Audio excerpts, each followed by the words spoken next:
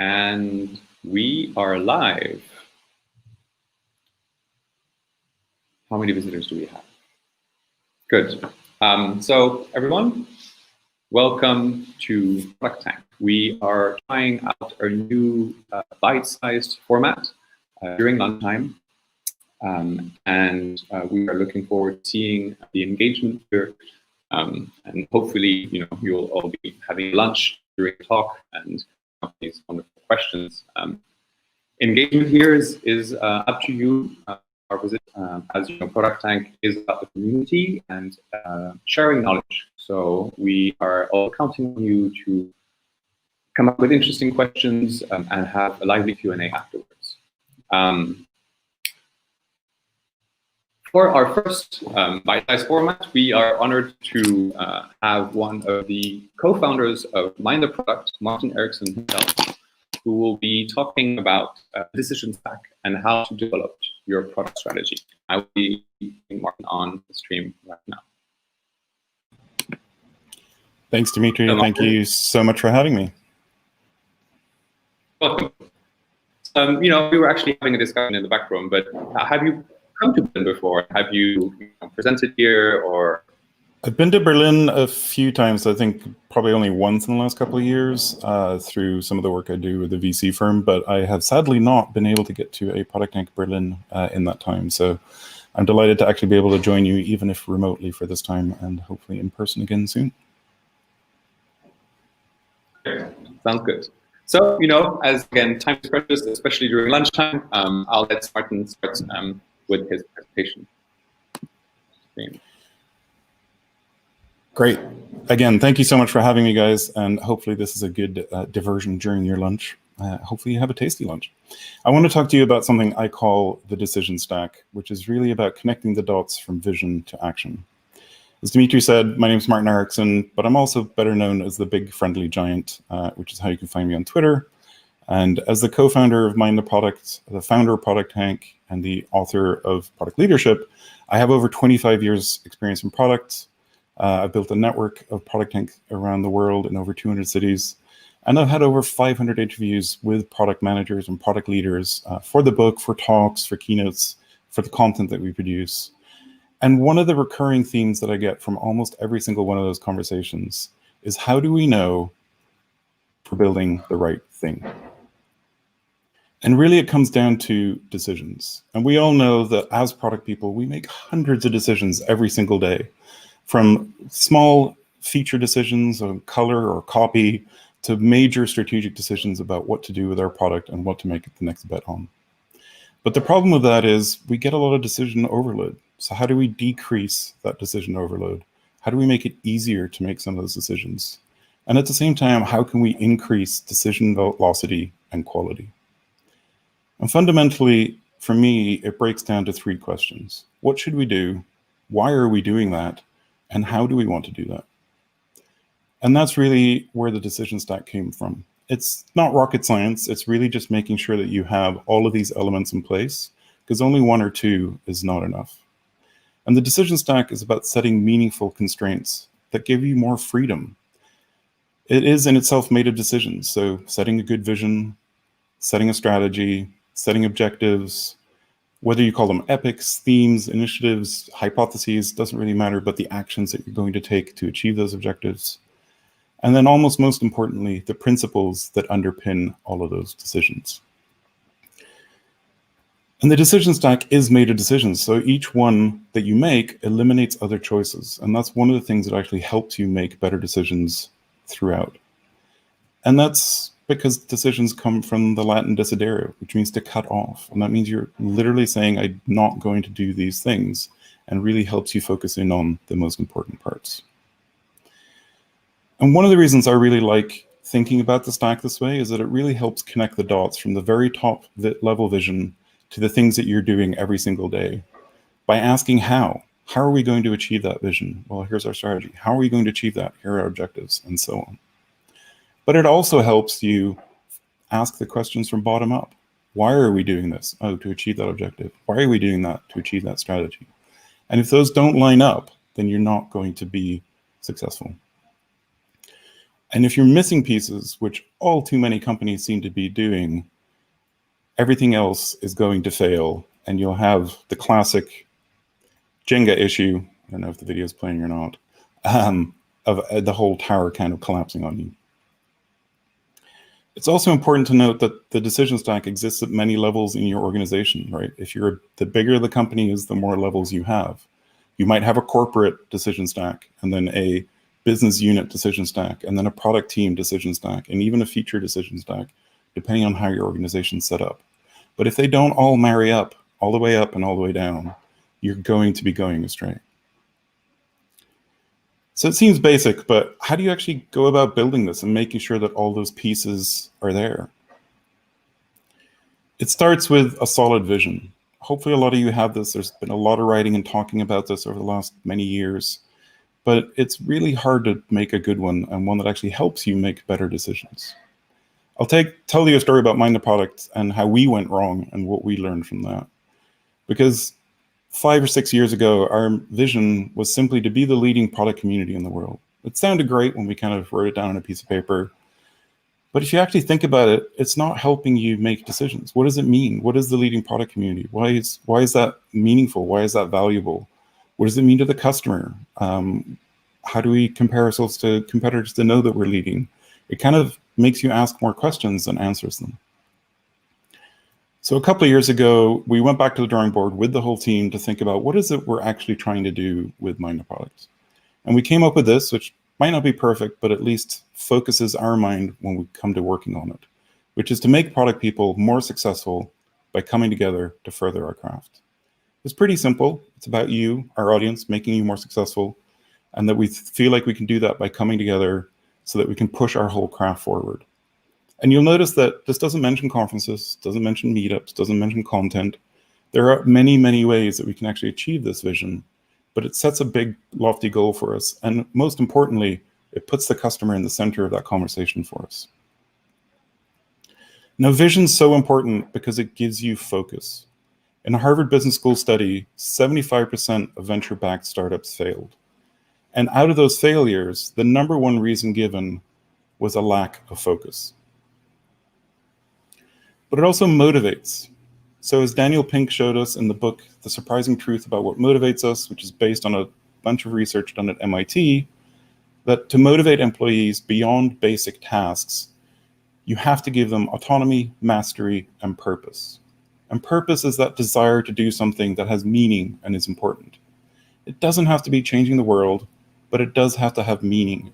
It can even just be saving 5 minutes of your customer's time every day is a meaningful goal and something that you can rally your team around. As John Doerr, a famous venture capitalist from Kleiner Perkins, said, we need missionaries, not mercenaries.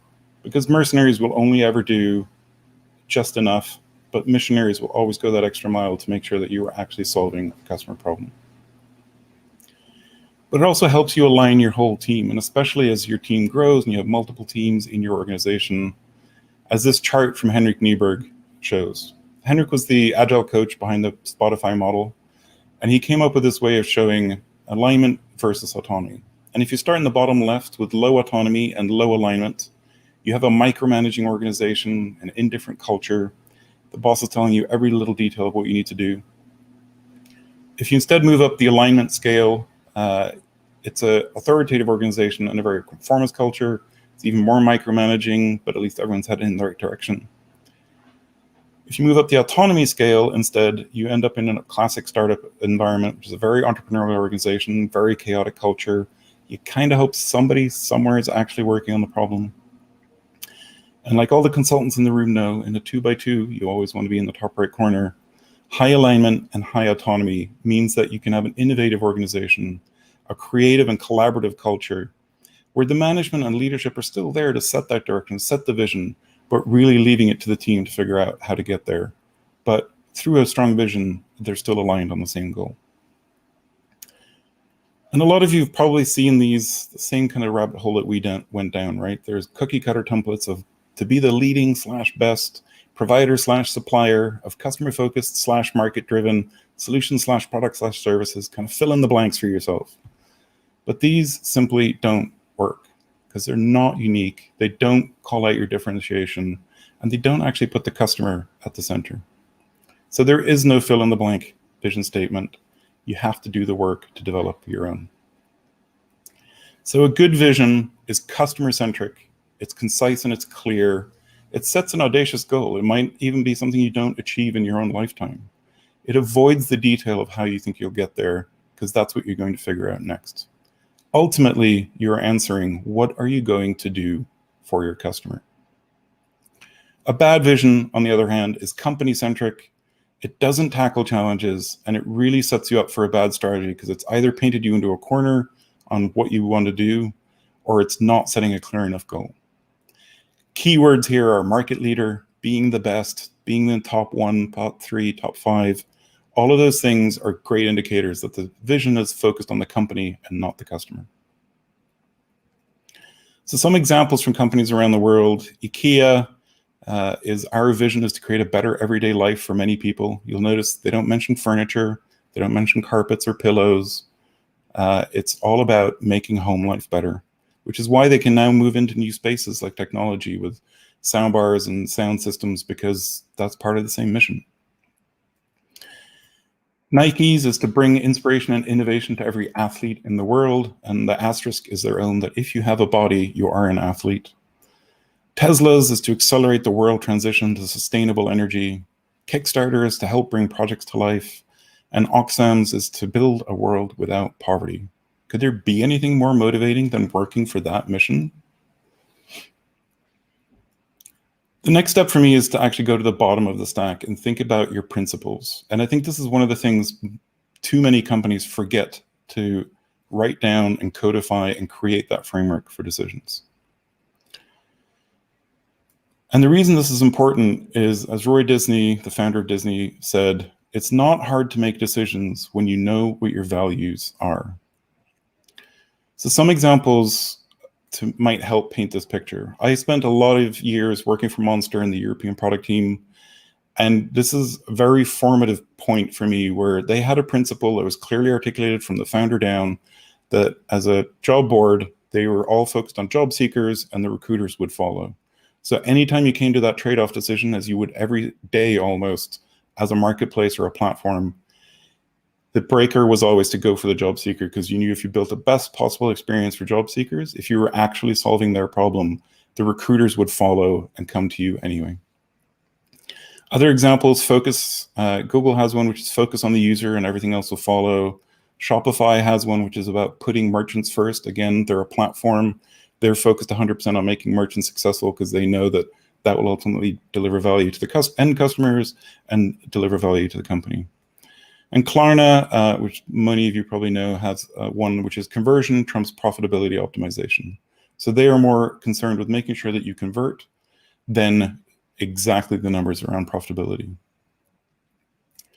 So whether you call them product principles, design principles, values, doesn't really matter to me, but it's important to have them codified, because they're a framework for decision making. They should help you with all of those tiny decisions that you and your team have to make every single day. They're specific and actionable rules that manifest your vision. And a good way to think about them is to use even over statements. So get specific about the trade-offs that you have in your company or in your product. It might be conversion, even over revenue. User growth, even over revenue. Mobile experience, even over desktop. And it starts clarifying where your decision-making will go. You might recognize these from things as the Agile Manifesto that uses even over statements, individuals' interactions over processes and tools.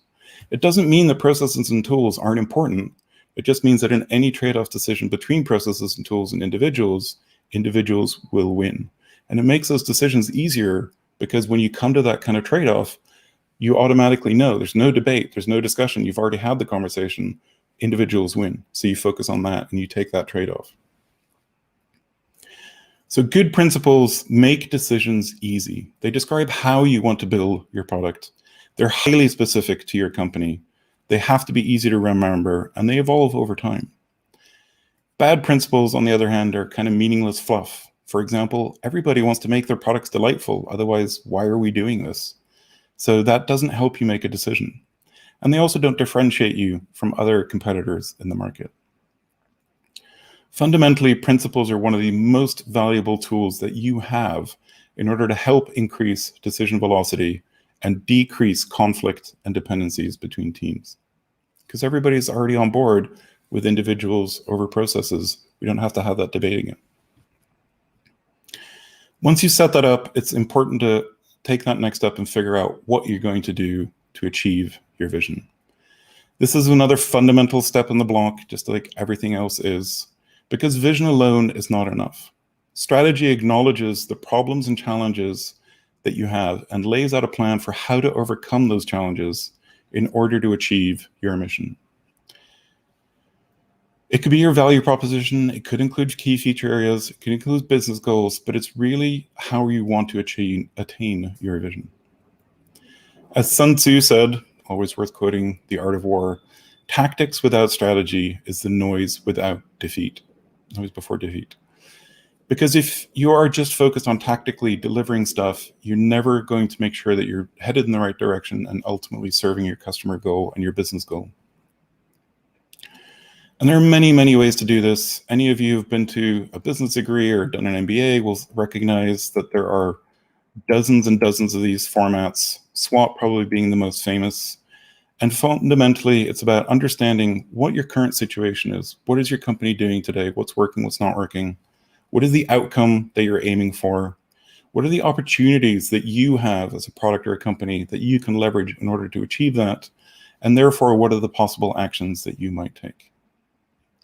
So breaking that down a little bit, what is your situation? It's really thinking about the customers, the market, and most importantly, the context. So understanding that you are not the only way your customer can solve this problem. A lot of B2B SaaS tools, your primary competition is probably Excel or Google spreadsheets, because you can do a lot of task management, you can do a lot of tracking, you can do a lot of data management in those tools. You have to understand what your competition is and what the context is in order to make sure that you're delivering something that's more valuable to your customer. But it's also important to acknowledge the challenges that you have. So what is the competition doing? Who is doing better than you in the marketplace? What is the behavior that might be changing out there? But that also gives you opportunities. Again, looking at the market, where are there gaps in the market that you might be able to fill? What are the technologies and trends that are happening? If you were in e-commerce in the late 90s, early 2000s, and you made a big bet on mobile as the emerging trend, that immediately carved out a new space for you and gave you a leg up over all of your competitors. And then what actions can you take? And this is where, as product people, we should be really good, because it comes down to the basic truth that Marty Kagan said many, many years ago about finding that which is valuable, usable, and feasible. But I want to break into the valuable point, because too often companies think about what's valuable to me as a company, what's going to give me more revenue or profitability. But really, you have to balance what's valuable to your customers and what's valuable to your business, because it's only by delivering value to your customers that you can achieve value for your business. So to talk through an example, this is a startup I worked for last year here in London. They looked at the UK used car market, not the sexiest business in the world, saw that it was a gigantic market. It's in the 100 billion plus market. It's highly, highly fragmented, means that the biggest single market share owner in that space has 2% of the market, still $1 billion or £1 billion company, but obviously hugely fragmented to all these small dealers in local environments. And obviously famous for its poor customer experience. I'm sure it's the same in Germany, but used car salespeople are notoriously hard sell. They have a limited stock. They really just want you to buy the car and get out the door so they can flip it and move on. The opportunity, therefore, is that there is this huge market, but it's barely been penetrated by e-commerce. But it also would take significant capital to actually succeed in. And then the threats, there are a couple of US companies already doing e-commerce driven used car sales. Some of those big UK businesses, again, £1 billion businesses, are catching on and could invest in e-commerce. So kind of the strategy that they came up with was to build the best possible experience. Again, customers first, all of these principles that go behind that. Raise enough money to build a big business and do it quickly. And they were uniquely positioned to do that because the founder had multiple successes behind him, could raise, I think they've raised £100 million now very quickly. And ultimately, Kazoo, the startup, became the fastest growing unicorn in the UK because they were so focused on that strategy. And they've already taken significant market share in the overall used car market, let alone the almost non-existent online used car market. So a good strategy is based on your current reality. It really tackles challenges and outlines the value that you will deliver to your customers. It includes coherent actions, and it emphasizes focus over compromise. Because if you build a compromise strategy and you're trying to be everything to everyone, you're not going to succeed in any one of them. Bad strategy, again, full of meaningless fluff. Too often I see strategy kind of couched as a budget combined with market share projections. That's not a strategy. You're not thinking clearly about what you're trying to do to achieve that. It pretends that there's no challenges. It'll be easy breezy. We're just going to 10x our revenue. It'll be easy. Mistakes goals for strategy and therefore sets bad objectives for everything that comes afterwards. Another way to think about strategy is as a series of product market fits. We talk a lot about product market fit from a startup perspective, where it's usually your first product. But we don't talk enough about the fact that it's actually a series. It's almost never ending as you start expanding your business, going into new segments, going into new markets. So however you map this out, you can think about where you are today as having achieved certain segments, geographies, opportunities, business lines, whatever it is, that what's on the spider chart doesn't matter as much. But it helps you map out what is that next step. Going from Germany to all of DACH is probably easier than going from Germany to the US, right? What is that next adjacency? What is the next step that you can take? And once you get product market fit there, what is the step beyond that? It also helps you map out what you need to get there, right? Because it shows you that in 5 or 10 years, we want to be in all these geographies. Okay, well, what are the things that we need to do and prove in order to be able to do that? Strategy ultimately is an art and a science. It's just like a hypothesis that we make in product. It's an inductive leap that you have to subject to the same logical and empirical tests before it can be validated. And that's why it's so hard, and so many companies kind of just skim over it. And the only way to know that we've picked the right strategy is to validate it with customers. And again, this is what we know how to do as product people. This is what Lean Startup is all about, is how to go out and validate those things as cheaply and quickly as possible to know that you're headed in the right direction. So once you set your vision and strategy and you have your principles underpinning that, the next step down is obviously objectives. What are you actually going to do in order to achieve your strategy? And for me, objectives are all about declaring intent, but giving autonomy to your team. Once you've socialized that vision and strategy with your organization and team, it's important to let every individual and every team work out how they can help to achieve those in their areas.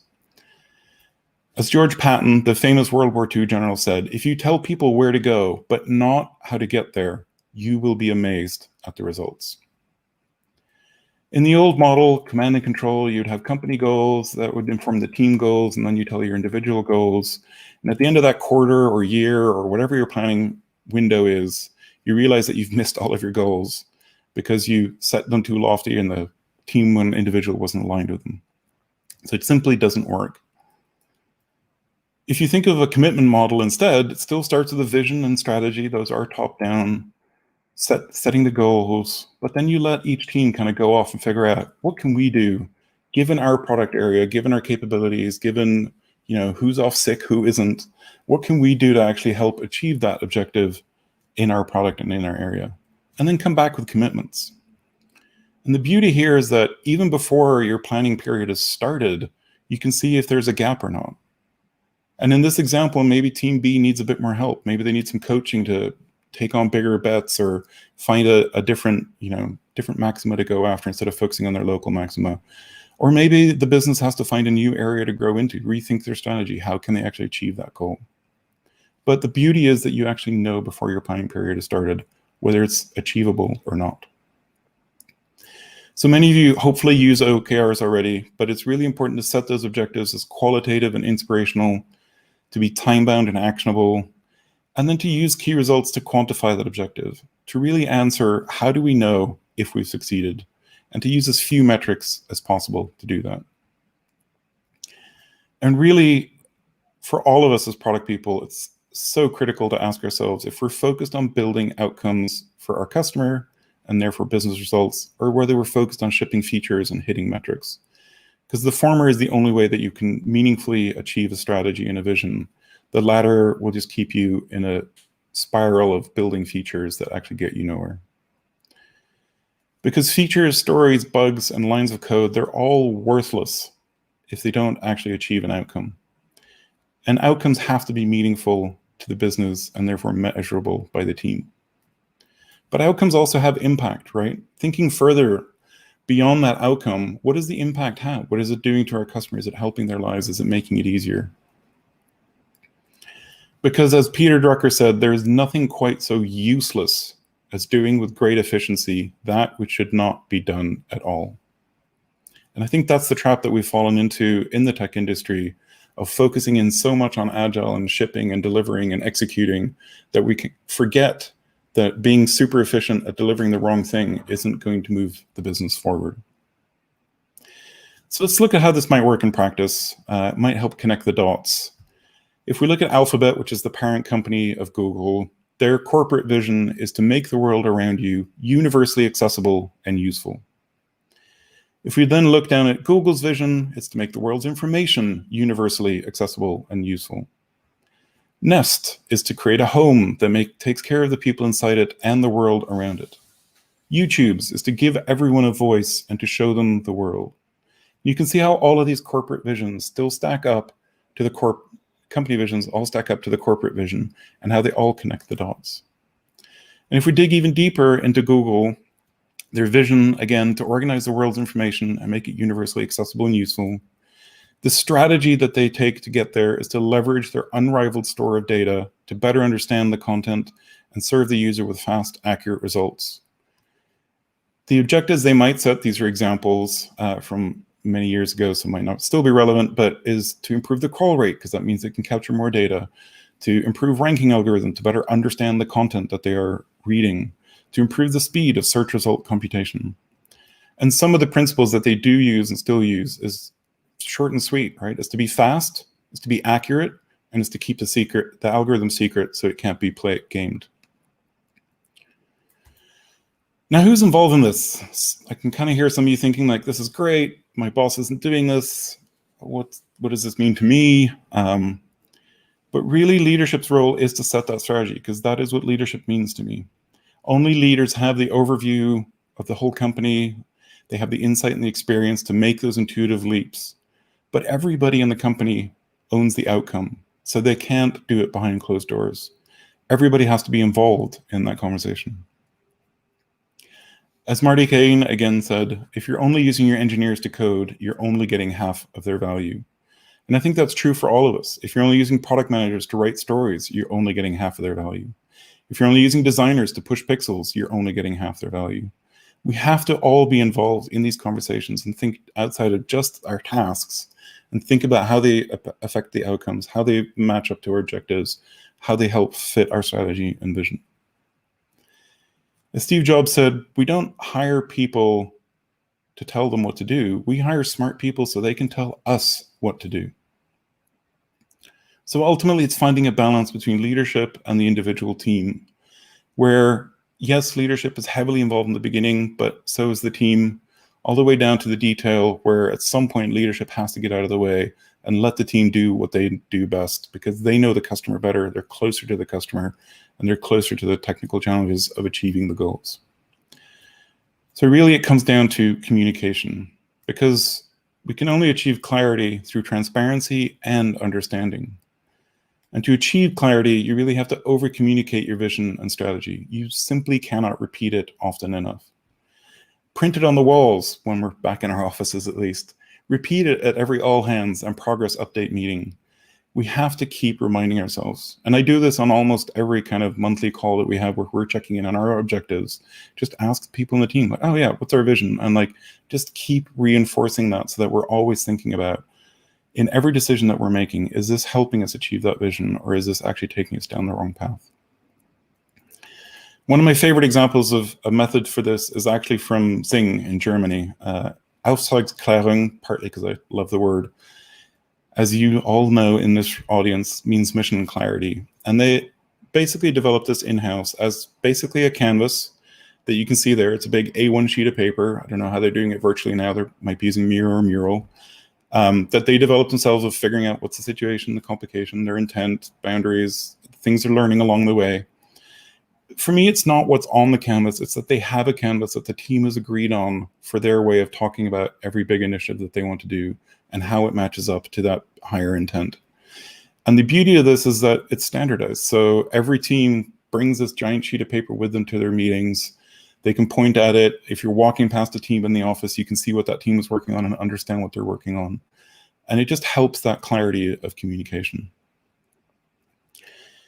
It's also important to consider the cadence of change, right? As the Agile Manifesto says, we value responding to change over following a plan.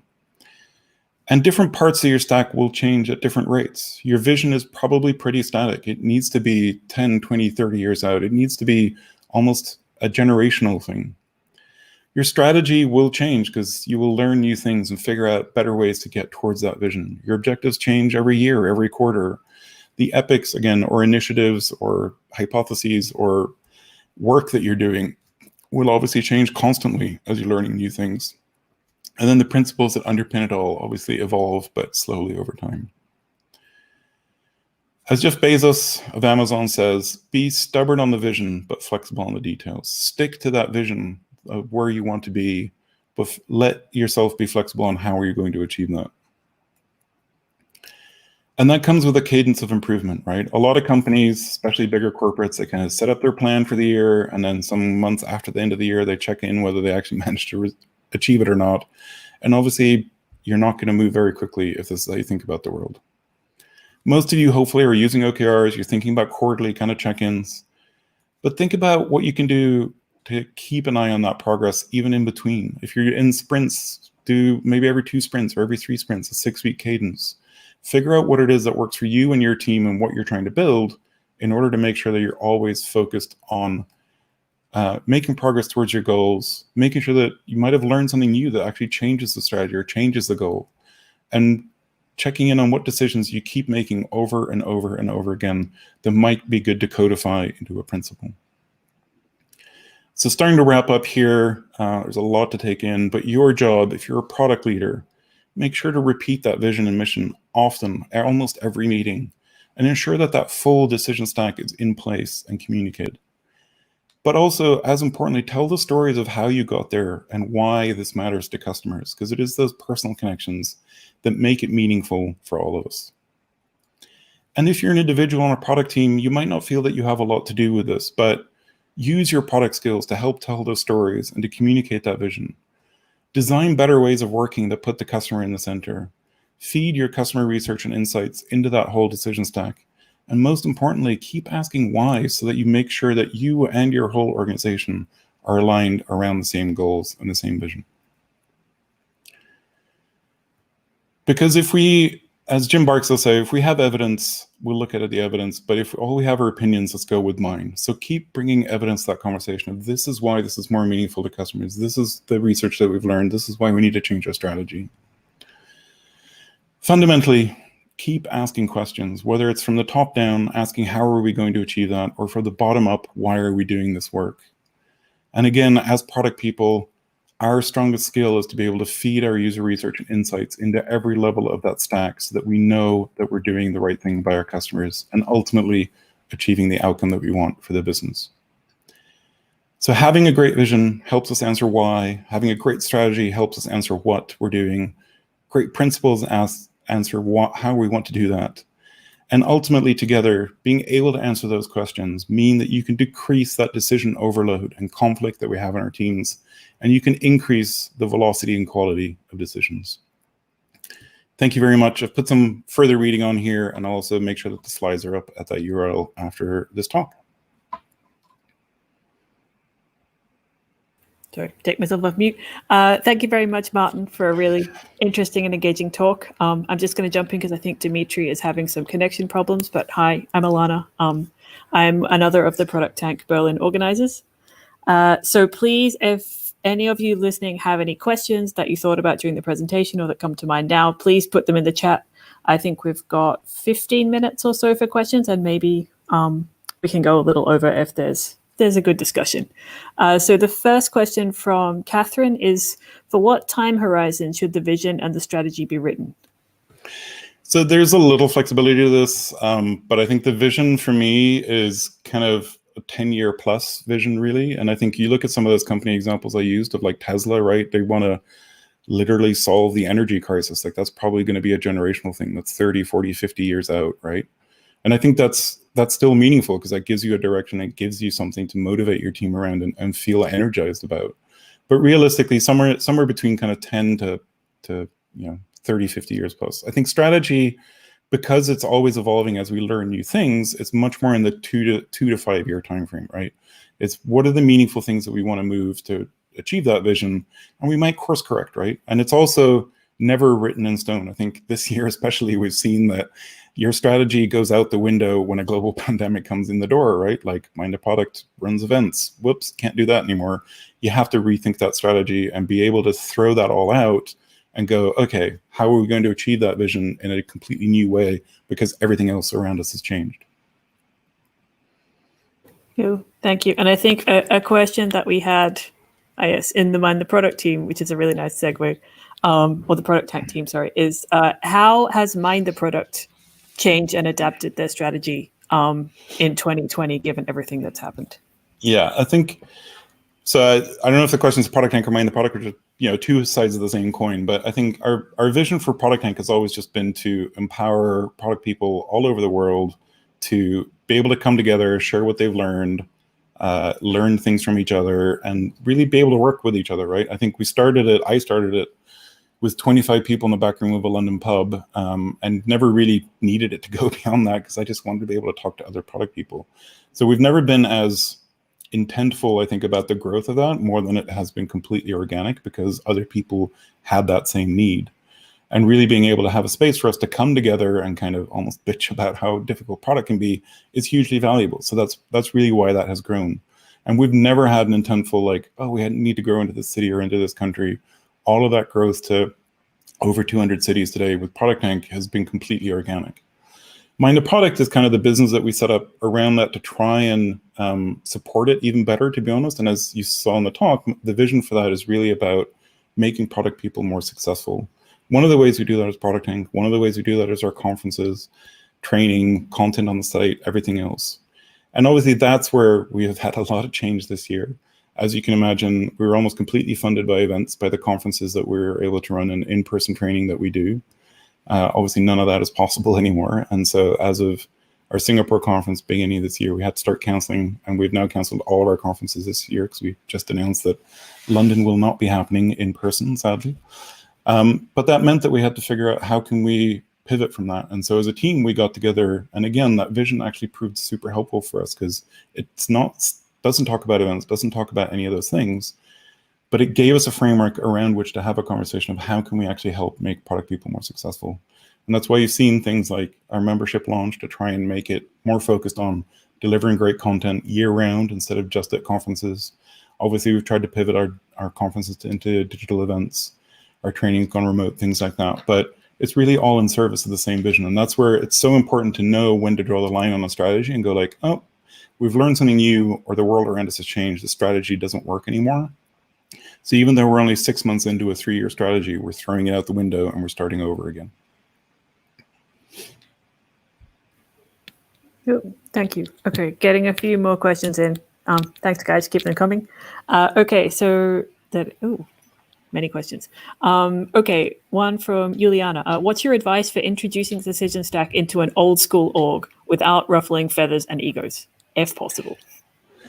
I think there's two parts to it, right? One is it's really valuable to keep asking that question of why, right? Why are we doing this? Like, why is this the most important thing? And then to back that up with evidence. So that's the points I was trying to make towards the end of the talk around, if you keep asking why, it'll remind everybody that this isn't aligned with a goal. Like, we just had our OKR meeting and we said our goal was growth, but this is about engagement. Why are we doing this?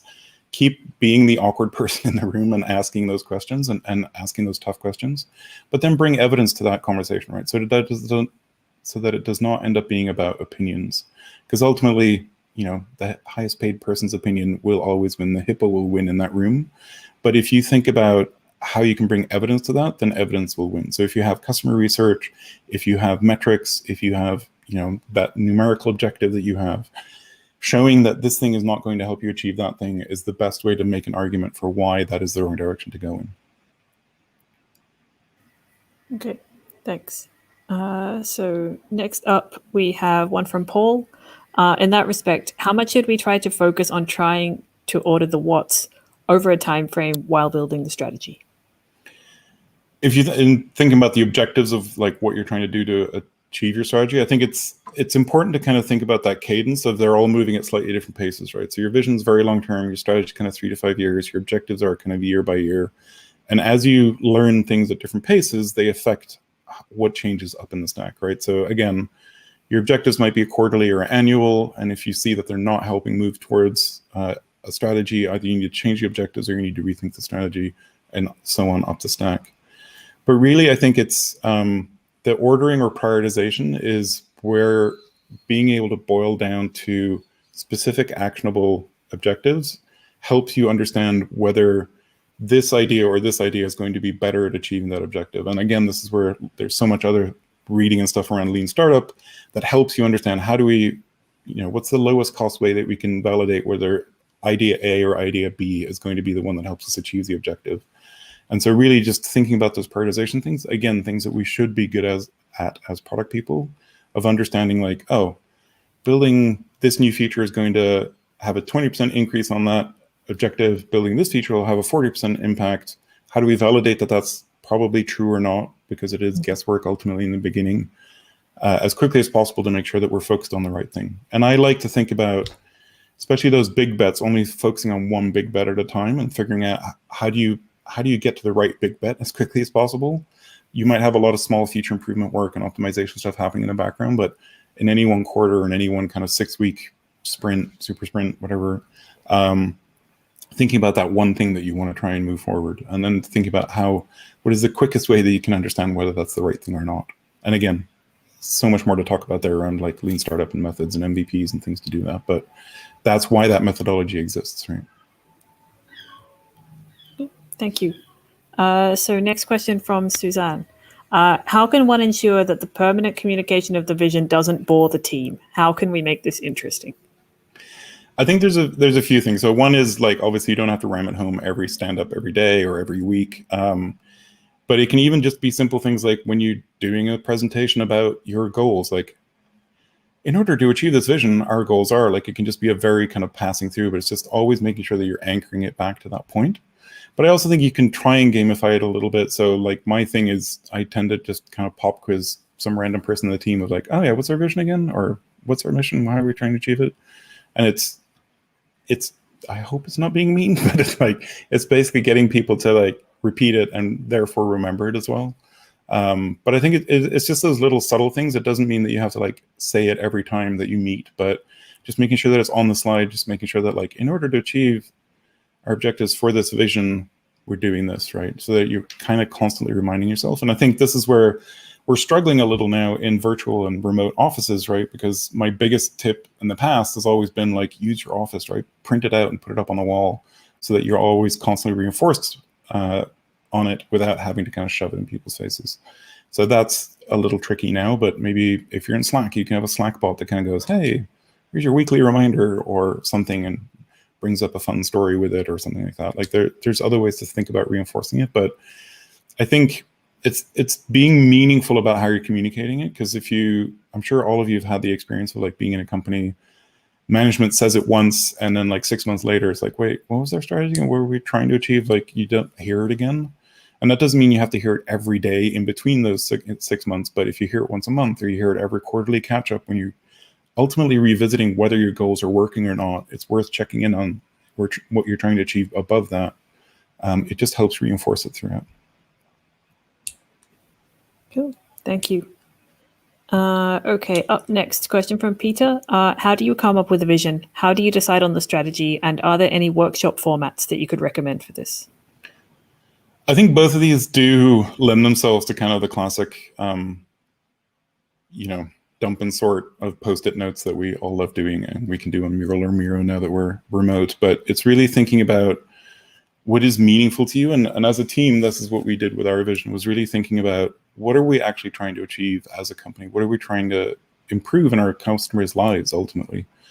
And then the part where the team really gets involved is wordsmithing, right? Because that clarity piece is so important. It's not just being transparent of like, here's our vision.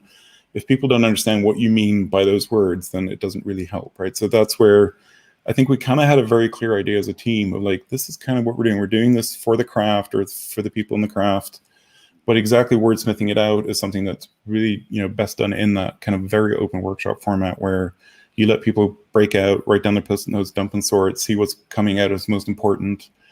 And also, ultimately, you want to try and validate those as much as you can, both of those with actual customers. So go out and talk to them like, does this mean anything to you? Because if it only means something to the company, you're probably not going down the right track. But we tried testing this, and hopefully you guys will agree that like, oh, that makes sense. I know what Mind the Product's doing and why they're doing it.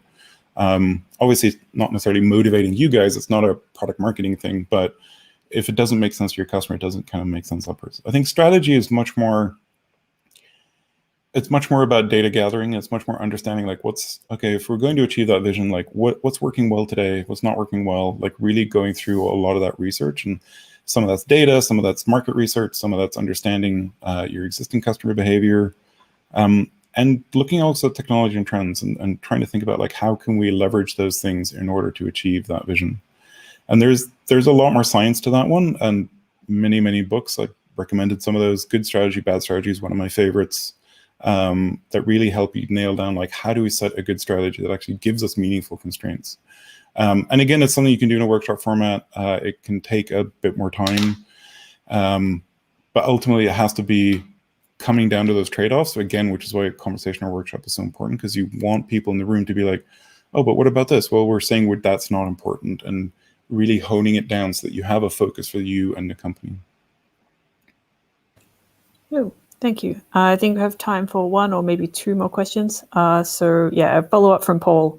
My question was rather if strategy should encapsulate the order of what we should focus on over a 2 to 3 year time frame. If we do this, there's a danger for it to be less agile.